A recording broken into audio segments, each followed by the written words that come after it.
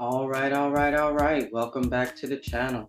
So it's almost the solstice. I'm going to show you stellarium in a minute, and I wanted to read the name of the stars, but I remember that I had this map of the universe. Now, guys, screenshot it if you can, but there's so much details on this map that it takes a long time to study. But this map was done in 1980, and it was from all of the observers and the observatories of the world. So this was combined. So the stellarium program is exactly that same thing. It's an observatory program. So right now, I just want to share with you guys where the winter solstice is at in the sky. And there's a lot of information on here. So if you can see it, it looks a little fuzzy. But here we have that black hole we were talking about. They have it in Scorpio. And the added benefit of this map is that it's telling you that this is the galactic center, and that's what we're looking at on stellarium. See, this is Sagittarius. This is where the winter solstice line connects, and they say the galactic center is there, and there's also that information about the black hole. So seeing these two side by side, just like this, the black hole and the galactic center, made me think about what the Lady Christ said when she was teaching us about the black hole, or she called it a dark pit. Let's jump over there real quick, because this is very telling here. It's kind of fuzzy. I hope you guys can see it. The black hole is right here. So there's the ascending spiral and the descending spiral. Remember? Let's go. The Lady Christ. Yea, from the first great explosion of primal creation unto the last, there are two spirals you may walk. The spiral of ascension through the crown, that is the translucent gateway of the ascending heavens, which is the white spiral, that is the center and circumference, the fountainhead of all white spirals, or the dark hole of descent into realms wherein natural life is no longer possible. But this is the power and ultimate victory of Yah, that even the deep sleep of black pits will be recycled by creative explosions to aid the cause of the creative expansion of existence, consciousness, and bliss, now and forever in Yah. Amen. So let's get going. Like I said, we're going to read the name of all of these stars according to Bullinger in that Appendix 12. So this is from the back of the Companion Bible. You might want to Google it if you want to know more about it. So let's just get going. I'm only going to read this little first part as an introduction so you understand what he is telling us here. He tells us that the stars were named by God. That's in Psalms 147. Most of these names have been lost, but over 100 are preserved through the Arabic and Hebrew and are used by astronomers today, though their meaning is unknown to them.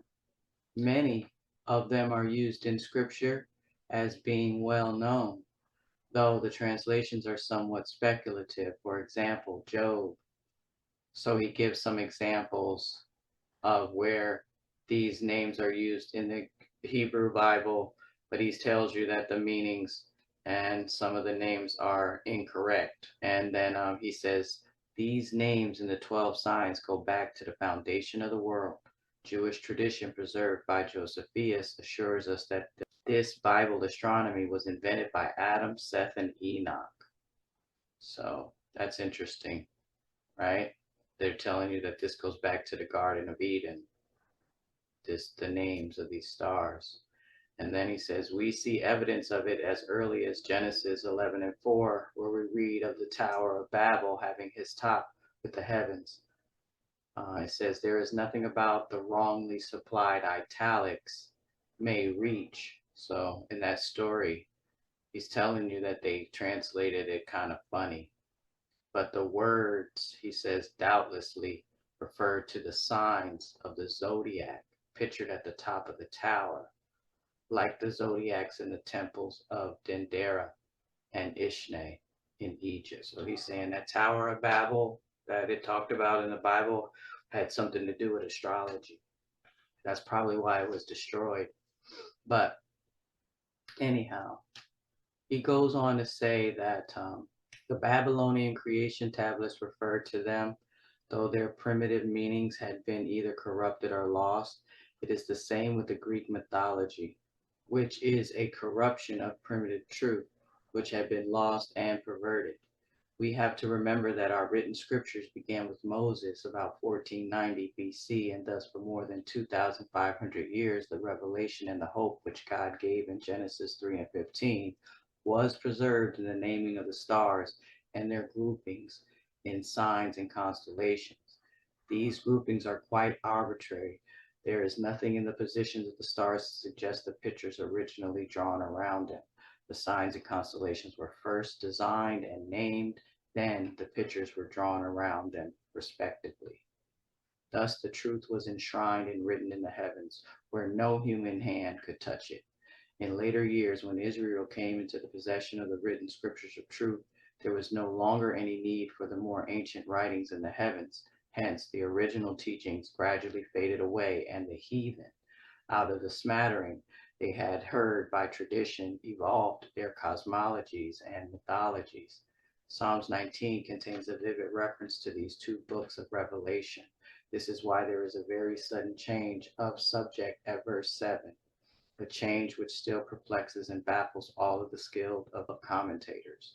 Okay, so just we're going to skip for some time, but this is very interesting. The way that this companion Bible was laid out, it was, man, it had layers to it, and the way he broke it down was really good. So I'm telling you, if you would have studied this companion Bible, you would be ready for the Megillah, because it was talking about earth ages and different things like that. It even talks about the rebellion when you study the King James Version in the Hebrew. And that's what this guy did with this companion Bible. A lot of it is in the Hebrew. And so we'll skip right here for time. He's telling us that the stars, they utter speech, but without words.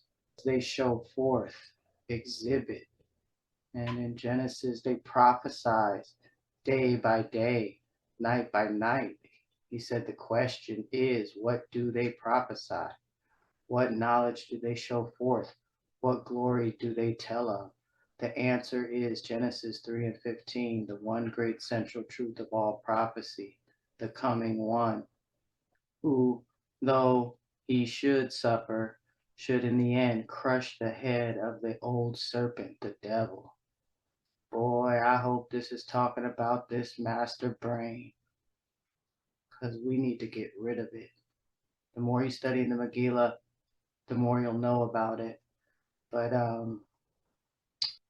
so he tells us that the stars are written in like 3 different books. So that's what we were reading, one of the books. But he says, where do we open this book? Where are we to break into the circle of the zodiacal signs? He says, through the precession of the equinox, the sun gradually shifts its position a little each year until about every 2,000 years it begins the year in a different sign. This was foreseen, and it was also foreseen that succeeding generations would not know when and where the sun began its course, and where the teachings of this heavenly book commenced, and where we were to open its first page. Hence, the Sphinx was invented as a memorial. It had the head of a woman and the body and tail of a lion to tell us that this book, written in the heavens, began with the sign Virgo and will end with the sign Leo. The word Sphinx is from the Greek sphingo, to join, because it binds together the two ends of this circle of the heavens. So pretty interesting, huh? To think now This is the face of a woman. That's starting to make sense of why her face was destroyed in the first place, because it was the face of a woman. So this is Virgo and this is Leo. So he says, man, this is really interesting. It's really worth a study. We're going to keep going though, because we got a lot to read. Like I said, I'm going to read all of the stars in this area, Libra, Scorpio, and Sagittarius, because that's where the sun and the moon are right now for the winter solstice. I might add Virgo so we can just have the whole first book. It's called The Redeemer and his first coming. It says the number of the signs is 12, the number of governmental perfection or rule. They are divided into 3 books and 4 chapters, 4 signs, 12 being the product of 3 times 4, that is to say, of divine truth working in the heavens and in the earth. Each book therefore consists of 4 signs, and these are all arranged by structure in exactly the same way. Each is an introversion, thus we have the 3 books. It says it will be noted that the modern names are used, but only for the purpose of reader identification. Some of the names were given in ignorance, but by those who had lost the primitive significance of the 12 signs and of the 36 constellations. The Hebrew and Aramaic names of these and of the principal stars contained in them are full of truth and eloquent in their teachings. Thus, Virgo, the Virgin. Here we have the star Al-Jamak, Hebrew, Jemak, the branch. Look at that in Isaiah and Jeremiah, Zechariah. And then all the other stars have cognate names. So Coma, the desired, the Egyptian, it's Shiznu, the desired sun. And then Centaurus is Al Bezi, the despised, and Bootes, oh, in the Hebrew, to come. See Bootes right here. Man. I may cut this part out because it's not about where the sun and the moon are. We're supposed to be focusing on the winter solstice right now because that's what time it is. I wanted to read the names of the stars at the same time as if they're being highlighted in the sky. I love that synergy about the whole thing. And so, but I just wanted to put Virgo on here so we can start at the beginning, the first book of the heavens, with this knowledge. But this also is another telling thing because this is the fall equinox and we have it at Virgo right there. This is different than modern day astrology. This is more closely to stellarium, and I already said that a few times. So then we have Libra, and it says it was anciently the altar, the Akkadian Taluki. The 2 bright stars are today called in Arabic Zubin al-Ginubi, and that is the price which is deficient, and Zubin al-Kemali, the price which covers. Well, that's pretty awesome. So look at Libra. They have it standing this way, which is a little different than what we have on the drawing in the sky. That's what I like about this thing too. It's the next constellation. Karath, cut off, and Lupus. I see Lupus. It says that Lupus, the Greek name, is Thera, a beast, Latin, victima, Hebrew, Zabah, slain, in the Zodiac of Dendera Sura, a lamb. And then you got Corona right here. Corona Borealis. It says Hebrew, Atara, a royal crown. Arabic, Al-Ikli, a jewel. Ha, like that. Its brightest star is Alfina, the shining one. Pretty nice. So remember, this was talking about the coming one. That's what the title of this first book, The Prophecy of the Promised Seed. All right, so let's get back to it. We're at Scorpio, which is is where the moon is really at right now. So I want to jump over to all right, all right, all right. I want to just add this little piece right here. So this is stellarium. We're having the new moon on December 19th. That's all I'm really showing you. A lot of people think that the solstice isn't going to be until the next couple of days, but because of this alignment that I've been seeing where she's lined up with the sun and she's brand new, I am saying this is the solstice. I mean, yes, December 19th is the solstice. And it agrees with the Nasarian calendar too. So even this over here says the solstice is on the 21st and the 22nd, right? So, but the galactic center is above the 19th. So maybe it is the day before the solstice. I don't know. But for me, happy winter solstice, like the Nazareans say. I like what I see in the sky in real time. But all of this stuff is so important, man. You guys gotta look. There's a little name and date on this. I mean, not a name, but an address and a phone number. And then we're going to get back and read Scorpio.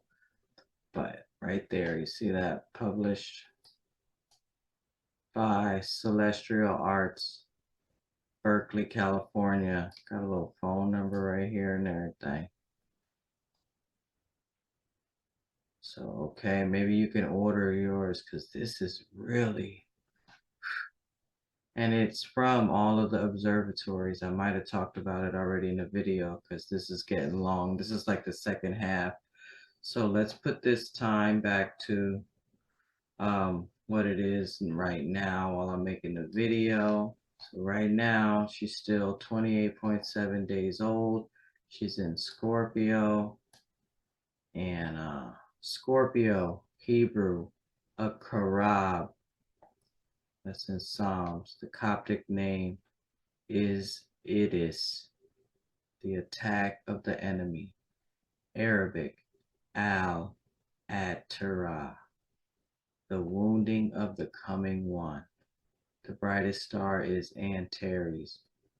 In the Arabic, it's wounding. Hebrew, Lezuth, perverseness. So the next constellation is Serpens. Is the brightest star is called Anak or Anak in the Hebrew, encompassing Hebrew Kilala, the accursed.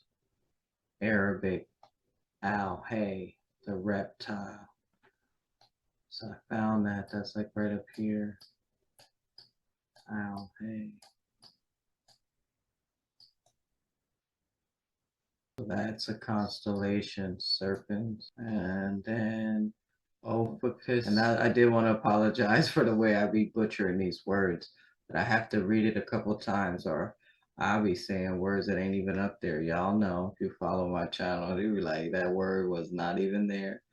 But it says here, Ophiuchus or Ophiuchus is from Arabic, Ophiuchus. The serpent held the brightest star is Ras al Hagas, the head of him who holds. Other names are Megaris, contending in the zodiac of Dendera. He is Api Bayu, the chief who cometh. Other stars are Trophius, treading underfoot, Saif, bruised, Canabas, Carnbas, Carnabas, bruised. And then it starts talking about Hercules up here. I wanted to show you it on this one. It happens to have Ophiuchus and Hercules like head to head. So this is, that's what it says here.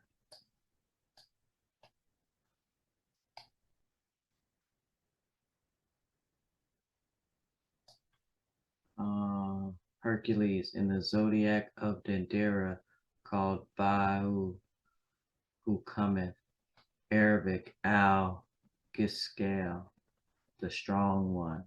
The brightest star is Ras Al Get He, the head of him who bruises.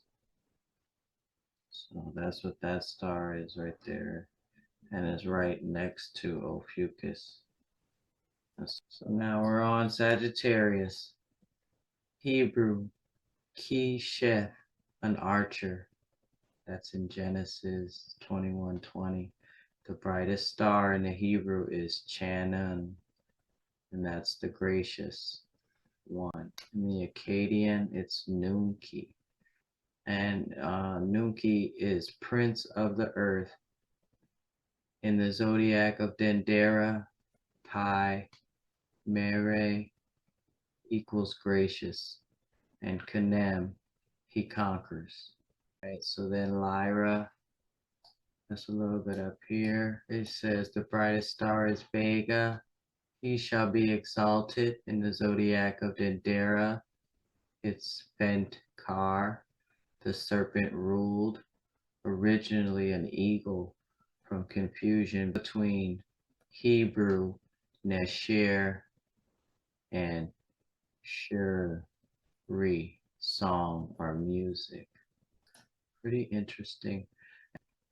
I heard that lore before.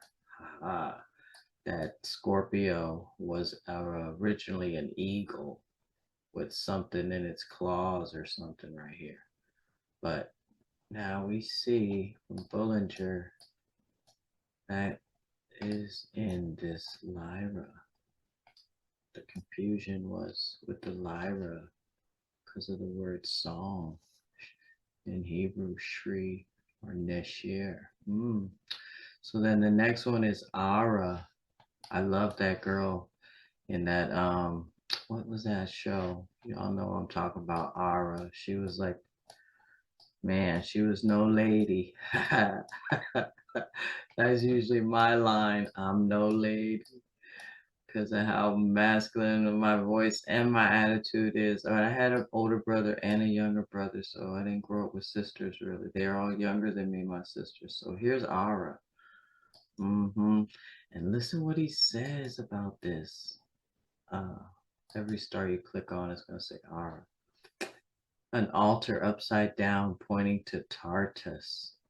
I guess that's in Isaiah, the word Tartus or Ara. Arabic Al Mu Gamera, the completing or finishing. Sorry, I don't mean to get crazy on y'all. Let me just say it normal. The completing or finishing. Then after Ara, then Draco. That's up here at the top, all the way at the top. I want to show you him on that other map too, but trying. This video is going to be really long, but this is kind of what happens around the solstices. I remember on the longest day, I made the longest video. This one might be a little longer on the shortest day. So here's Draco. Okay, and then says that and ends the first book. Draco ends the first book. The dragon cast down. And then Cetus, that's over on the other constellation, but he's telling you Cetus ends the second book, and that's the Leviathan bound. And Hydra ends the third book, the old serpent destroyed. Draco equals trodden on, and that's in Psalms and Isaiah. And in the zodiac of Dendera, it is a serpent under the 4 feet of Sagittarius and called Herphin. The serpent accursed. The brightest star is called Thuban, the subtle. So I was looking for Dubin because I couldn't find, there it is right there, Dubin. And so subtle. I did a video about the subtle. Y'all remember too in Genesis it said the serpent was more subtle than any beast of the field. All right, so that ends the first book. All right, guys, I'm gonna get on out of here. Happy winter solstice. Thank you for another good year. All of your love and cheer and comments and shares. Really, really appreciate it. And I know Jaja does too, because I'm just having a ball over here. I mean, this ain't even like a job or nothing. I'm having fun. So I am going to start a new kind of channel soon too, where I'm just reading the Megillah. I don't want to make any promises, but I am going to try and see if I can just start from the beginning. It may start on this channel and then go over to the next so that you guys will know how to follow over there. But I need to read the Adam and Eve story. That's what I'm supposed to be doing right now. That's the 8th petal. So I want to make that last video about the crown chakra tomorrow if I can. And then, yeah, we're going to get to reading, which is what I would love to do anyway. And I think I've said enough. I'm just so glad to be here and share all of this juice with you guys. Yes, sirree, Bobby. All right, so I'm out. Oh, I was singing that song Fame today. Y'all remember that song? It was that show called Fame. I want to live forever. I was singing that to the sun. I'm gonna post some pictures in the community page of me singing to the sun when I was driving. You know I like to do that. So alright guys, I'm out of here. Thanks for watching, and I'll see you next year, because it's already there. Happy New Year for the Nazareans.